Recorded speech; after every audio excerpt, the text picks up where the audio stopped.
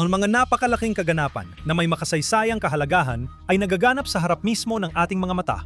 Ang kaayusan ng mundo ay literal na nagbabago at gayon paman may nagaganap na hindi kapanipaniwalang katangahan. Nakakagulat talaga ang katangahan ng tao. Hindi ko alam ang nararamdaman mo kapag ito'y nakikita mo. Nakakaramdam ako ng paghangga, respeto at pasasalamat. Namumuhay tayo sa panahong nasasaksihan natin ang mga kaganapang nagbabago sa mundo, muling inaayos ang mga proseso at nag-aalis ng kabulukan sa patakarang pandaigdig ng kanluran mula ikalawang digmaang pandaigdig at nagdadala ng bagong panahon.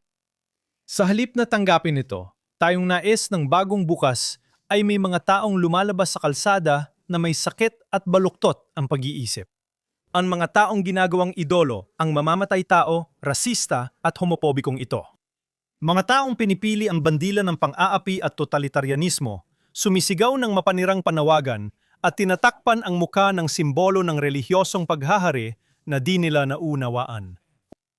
Habang abala ang marami sa labanan, nagmamagaling silang sumusuporta sa huwad na pagkakaisa, hinahangaan pa ang mga diktador at rehimen na umaapi sa sarili nilang mamamayan at tinuturing pa silang simbolo ng kalayaan o katarungan. Habang nilalait ang Estados Unidos, ang bansang nakabatay sa individual na kalayaan. Kabalintunaan, marami sa matinding kritiko ng Estados Unidos. Yung tumutuligsa sa mga katang-isip na diktador ay gumagawa nito sa mga lipunang malaya silang magsalita, magprotesta at mamuhay. Maramihang pinatay ang mga tumutol kina Che Guevara sa mga komunista, Hamas, Hezbollah at mga Ayatollah. Ginagawa ito ng mga nagpoprotesta sa mga bansang naging bagong tahanan ng mga tumakas sa pang-aapi. Ipinagtatanggol ng mga hindi nakaranas ng otoritarianismo ang mga ideolohiyang agad na magpapatahimik sa kanila. Walang mas delikado pa kaysa sa mga mapagbanal-banalan at mangmang na mga tanga na madaling manipulahin ng kasamaan na nagpapanggap na katuwiran. Ngayong ika-250 taon ng kalayaan ng Estados Unidos, magandang pag-isipan sandali ang isang bagay na biglang naging kontrobersyal sabihin ng hayagan. Ang Estados Unidos ang pinakadakilang bansa sa mundo. Isa ang Estados Unidos sa pinakamahalagang regalong ibinigay sa sangkatauhan. Huwag kang magreklamo tungkol sa mga nagawa o pagkukulang ng bansa noon. Walang perpektong bansa o tao, pati na ang mga dakilang leader sa kasaysayan na nagkakamali rin. Si Moises, Abraham, Haring David, Haring Solomon, Washington, Lincoln, at Martin Luther King ay hindi perpekto. Mahalaga ang kakayahan nilang lampasan ang pagkukulang at tuparin ang kanilang misyon. Para sa Estados Unidos, ito ang pagtindig sa mga ideyang ipinakilala nito sa mundo. Mga ideyang nakaugat sa isang tiyak na tradisyong moral, ang Judeo-Kristyanong paniniwala na ang bawat tao ay nilikha na may likas na dignidad. Ang karapatan ay hindi mula sa mga namumuno, kundi sa mas mataas na kapangyarihan. Gaya ng ginawa ng mga tagapagtatag sa Deklarasyon ng Kalayaan, hindi lang sila basta nagsabi ng kung ano-ano. Nakatuon sila sa individual ng isulat nila na ang lahat ng tao ay nilikhang pantay-pantay at pinagkalooban ng kanilang mailalang ng ilang mga karapatang hindi maaaring alisin. Tunay na revolusyonaryong pahayag ito. Ibig sabihin, hindi galing sa hari, gobyerno, parlamento o kilusan ang mga karapatan. Ang mga ito ay nagmumula sa lumikha at dahil dito, mas mahalaga, hindi ito maaaring alisin ng kapangyarihan ng tao. Binago ng mga ideyang ito ang pampulitikang imahinasyon ng kanluran. Lumika sila ng bagong modelo ng lipunan kung saan tayong mga tao, ang individual, ay sagrado. Kung saan ang kapangyarihan ay dapat tigilan at kung saan ang kalayaan ay hindi isang pribilehiyo kundi isang karapatang likas sa ating pagkatao.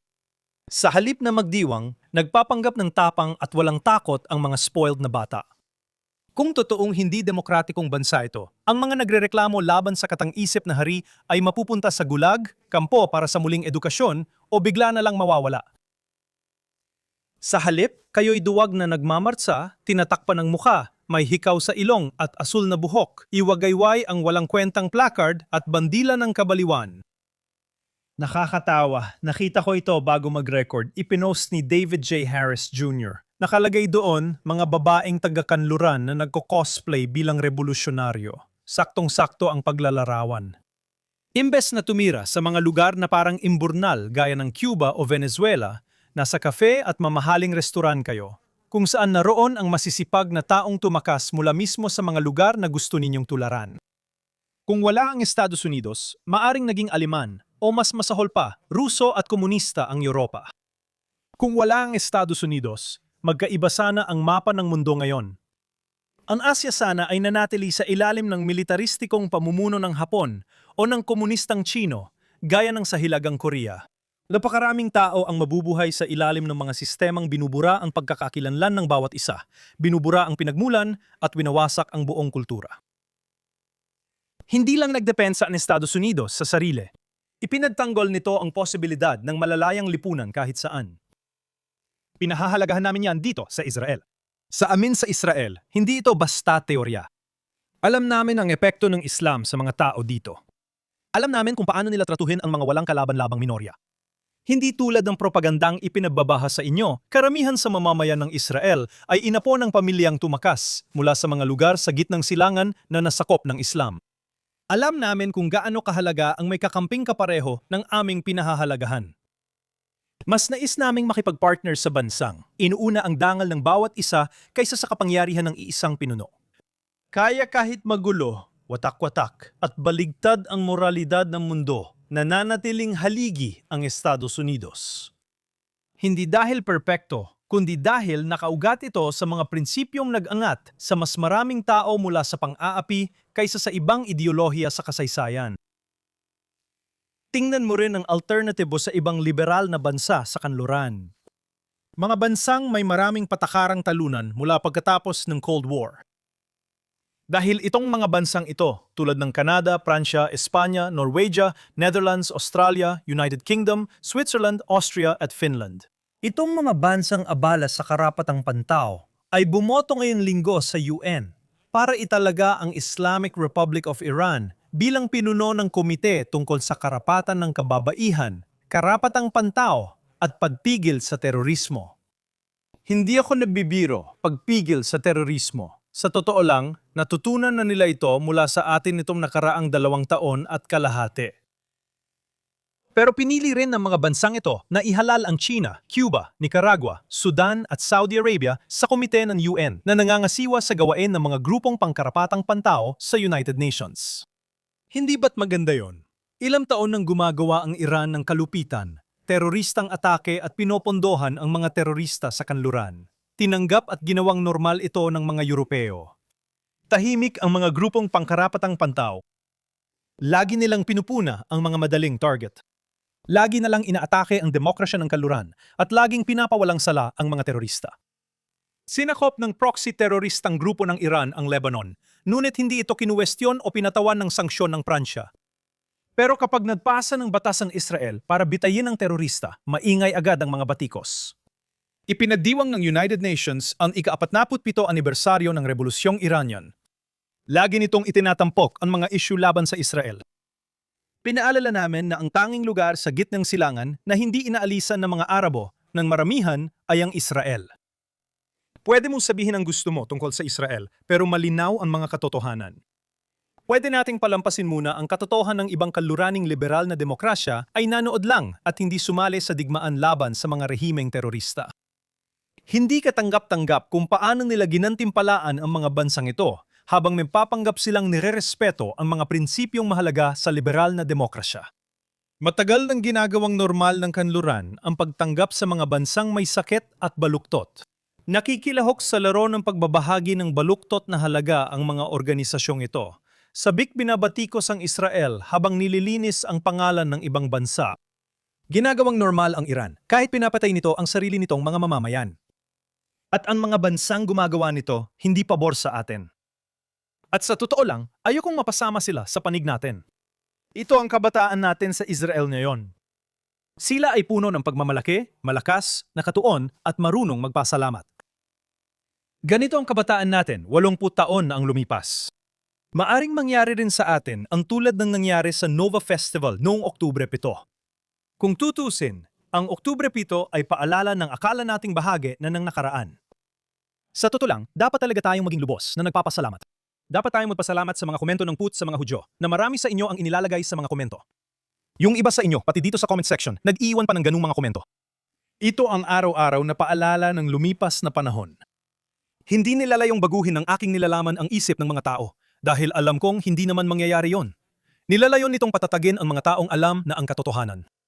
Wala akong pakialam sa opinyon nyo. Pinapakita lang na gusto nyong gawin ang ginawa ng Hamas noong Oktubre 7.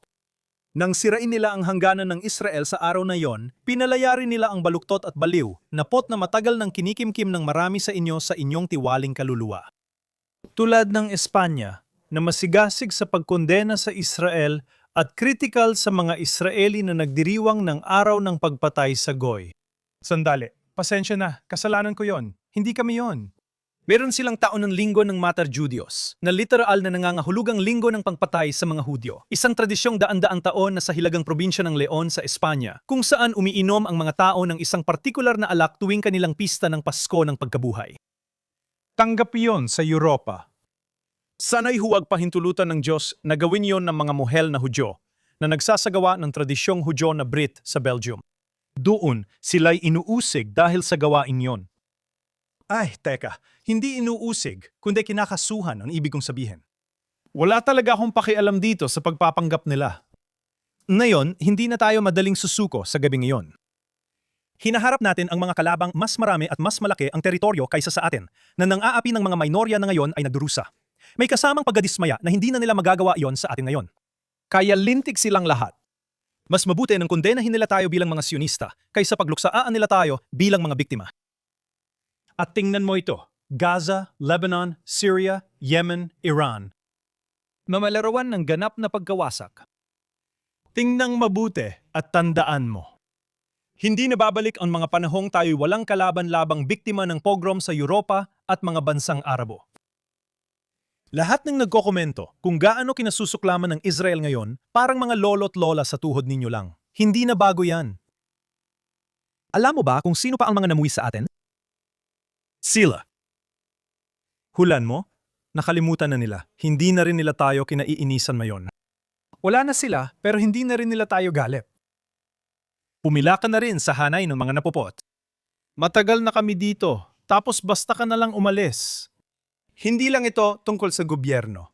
Ngayong linggo, ipinadiwang ng UN ang World Press Freedom Day para itampok ang kahalagahan ng malayang pamamahayag at World Press Freedom Week para talakayin ang mga hamon, etika at kaligtasan sa media.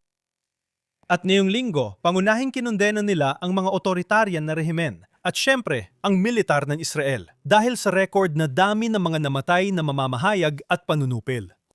Ayon sa World Press Freedom Index noong 2026 ng Reporters Sans Frontiers at sa datos ng Committee to Protect Journalists, ang hukbong sandatahan ng Israel ang nangungunang pumatay ng mga mamamahayag sa mundo. Ito ay dahil sa mga teroristang Hamas at Hezbollah na nagtatrabaho sa ahensya ng balita at nagsusuot ng press vest at helmet. Naglabas din ng panawagan ang Foreign Press Association sa Israel na alisin ng Israel ang mas malawak nitong mga protocol sa seguridad. Tinawag nila itong laban para sa kalayaan ng pamamahayag na parabang kung wala ang pisikal nilang presensya sa Gaza, walang alam ang mundo. Nakatrabaho ko sila ng mahigit 25 taon. Ang mga outlet na nagaangking objektibo ay madaling nilalaktawan ang katotohanang hindi papayagan ng teroristang grupo na mag-empleyo sila ng independenteng mamamahayag sa kontroladong lugar. Hindi nila sinasabi ang mga limitasyong ibinibigay ng kabilang panig. Ngayon, madali na lang itong maintindihan.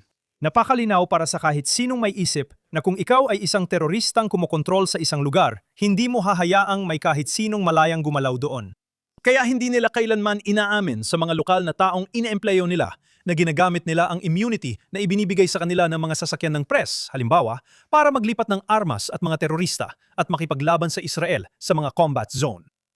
Hindi nila ipinapakita ang mga larawang ibinabahagi ng teroristang grupo bilang pag-alala sa mga press na nakasuot ng uniforme ng terorista matapos patayin ng Israel. May tanong din ukol sa di umano, yung pagiging kailangan ng media. Habang sinasabing sila lang ang may katotohanan, binabalewala naman nila ang mga realidad na salungat sa kanilang politika. Si Reza Pahlavi, ang Crown Prince ng Iran, ay naranasan ito noong nakaraang linggo. At ito ang sinabi niya tungkol sa Western media habang nasa Europa sa tour niya. Ang pagbisita ko ay may isang layunin na bigyan ng boses ang milyon-milyong Iranian na bihag ng Islamic Republic ng kanilang terorismo at ng internet blackout. Ang milyon-milyong Iranian na pinatahimik. Pero masasabi ko na ngayon na may kumpiyansa na ang pagpapatahimik, ang sensura ay hindi lang ginagawa ng rehimen sa Iran, kundi pati na rin ng internasyonal at lalo na ng European media. Inilahad niya na nakipagkita siya sa 150 mamamahayag at nakipag-usap ng mahigit 2 oras. At ganito sila tumugon. At sa loob ng 2 oras na yon, wala ni isa sa 100 at 50 mamamahayag ang nagtanong sa akin tungkol sa 40,000 Iranians na pinatay sa mga lansangan ng aking bansa noong ika-8 at ika-9 ng Enero. Kasama ni Balabi ang mga pamilya ng pinaslang na Iranian, pero wala ni isang tanong na itinanong sa kanila. Ano ang hilig ng mga mamamahayag? Ganito niya tinapos ang pahayag niya. Dito, sa puso ng isang kontinente na nagaangkin na tumatayo para sa karapatang pantao, katarungan at dignidad, lubos ng tinalikuran ng mga mamamahayag nito ang kanilang profesional na responsibilidad at maging ang kanilang moral na pagiging objektibo. Mukhang mas interesado silang batikusin ng Amerika na tatanong kung bakit pinatay ng Estados Unidos at Israel ang diktador na pumatay sa aming mga tao sa loob ng 47 taon kaysa batikusin ang rehimeng siya namang pumapatay. Klasikong halimbawa ito ng nagaangking ika-4 na estate na nagtatangkang magdikta ng patakaran. Kung tingin mo man silang tagapagtanggol ng katotohanan o industriyang ang habol lang ay itaas ang sarili nitong ratings kapalit ng katotohanan, isang bagay ang malinaw.